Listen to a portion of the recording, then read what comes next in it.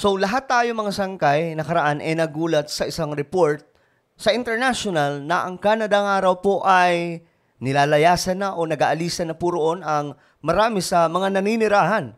So ngayon mga sangkay, mayroon pa palang balita mismo sa local media 3 months ago na ipinalabas doon na marami na nga po sa mga naninirahan sa Canada ay umaalis na. Well, tingnan po natin mula po ito sa ABS-CBN.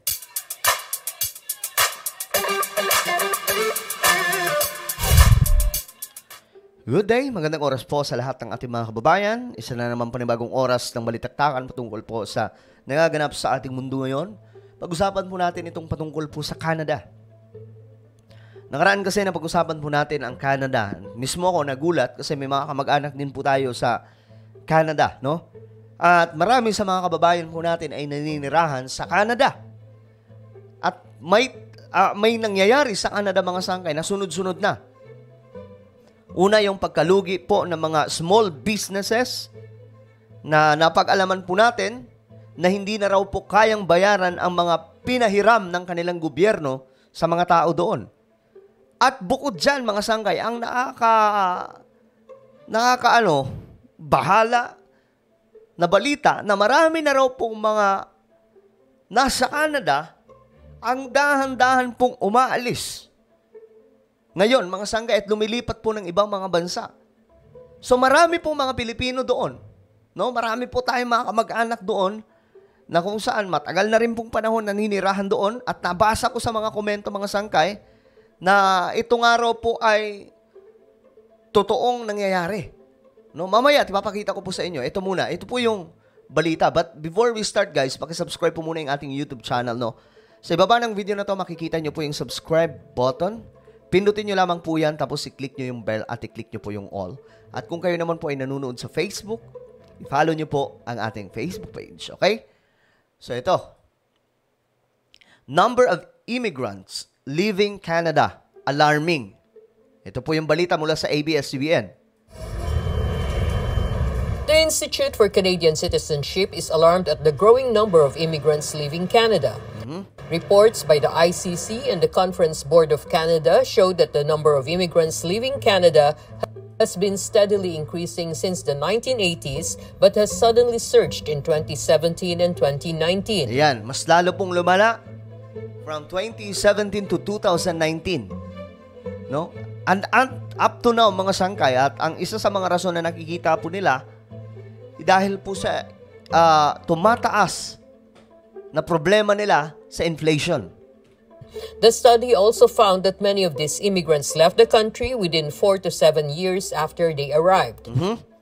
Mary Texon, Employment Programs Manager of the Langley Community Services Society.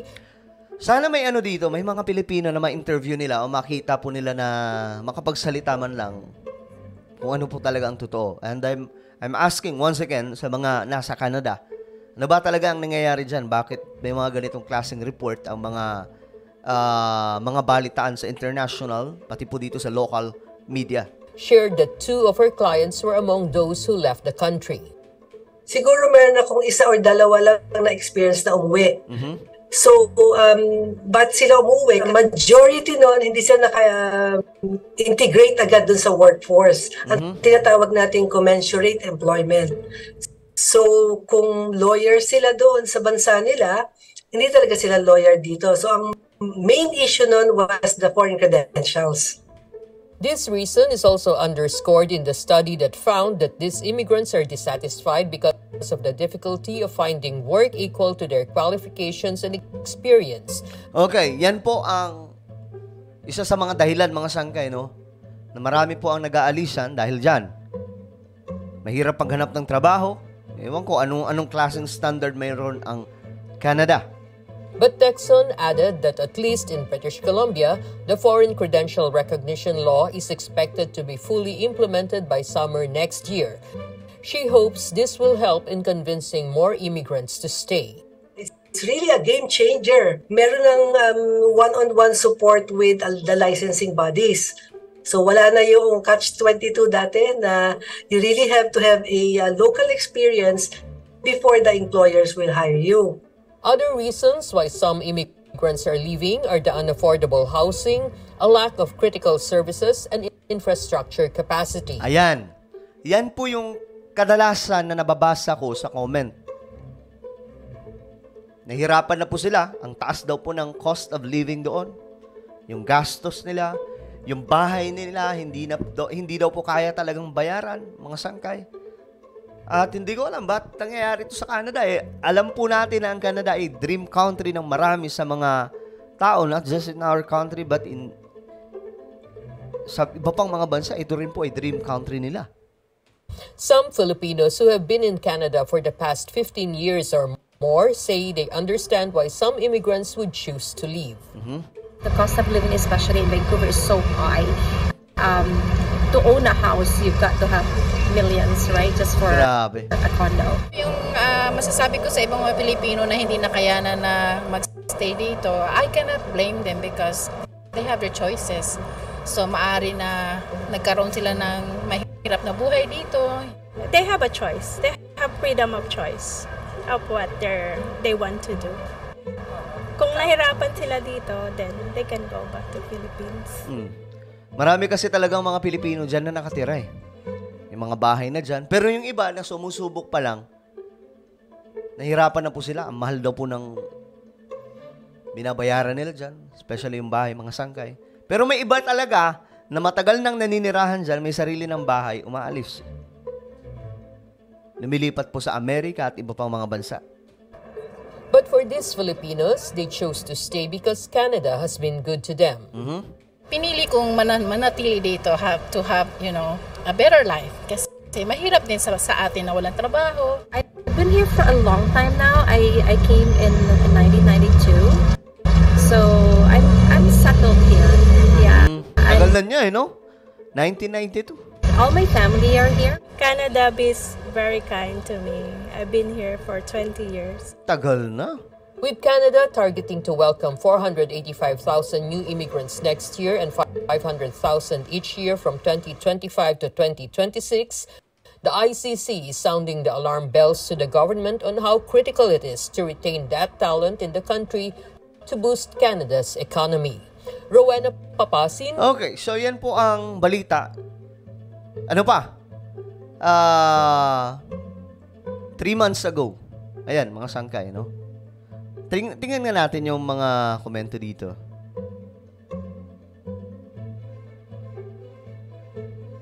Ay, dito tayo.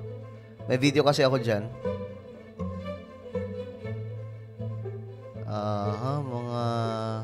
Ito. Ngayon, ang dami pong nagkomento dito, mga sangkay. Gaya nito, sabi po niya, living here for 30 years, it's true of what is going on right now. I'm out of the job for almost a year.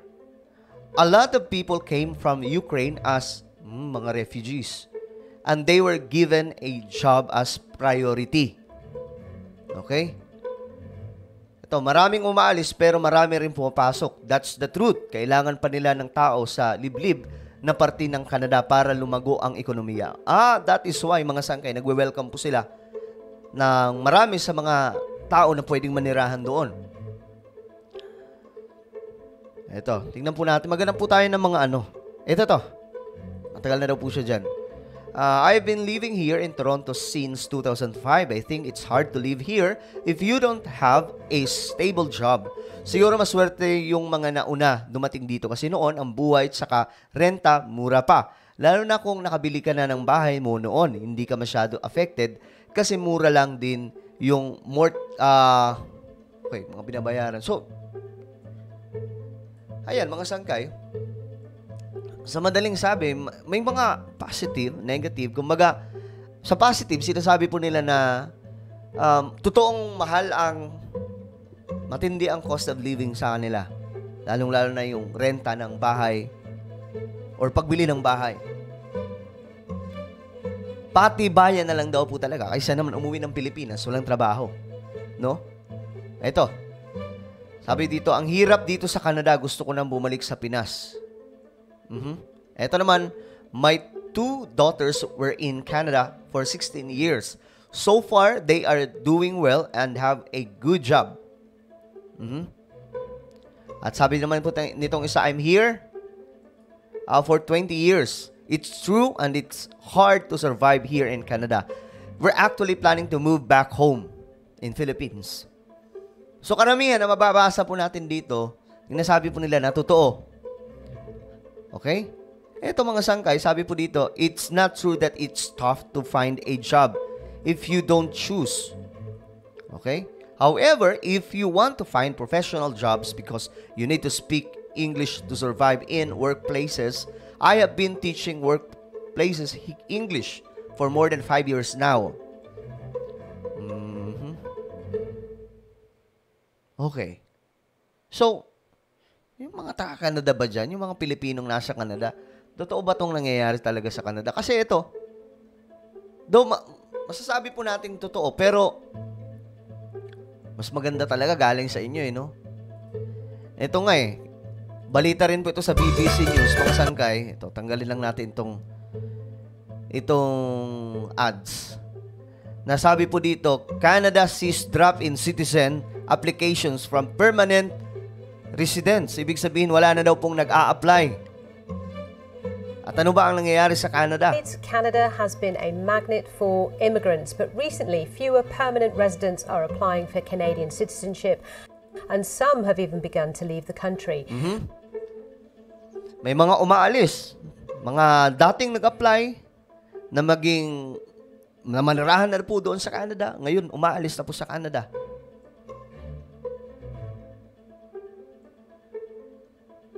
Okay. So, what do you think? Mga sangka, ito ba ay totoo na nangyayari sa Canada or ito ay may other side story kung bakit nangyayari? No, kasi hindi naman po tayo nakatira doon. Mga Pilipinong nasa Canada mismo ang makakasagot nito, no? Just comment down below na po ang inyong mga saloobin about dito. And now guys, meron po akong isang YouTube channel, Sangkay Revelation. Ayan po, hanapin niyo lamang po ito sa YouTube. Maganda po yung topic natin dito. Mapupulot niyo po yung mga malalawak na kaalaman patungkol po sa Bible at mga nagaganap ngayon related po sa mga propesya sa Biblia. Hanapin niyo lamang po sa YouTube, Sangkay Revelation, then click the subscribe, click the bell, and click all. Kung na po ay magpapaalam, hanggang sa muli, this is me, Sangkay Janjan. Palagi niyo pong tatandaan that Jesus loves you. God bless everyone.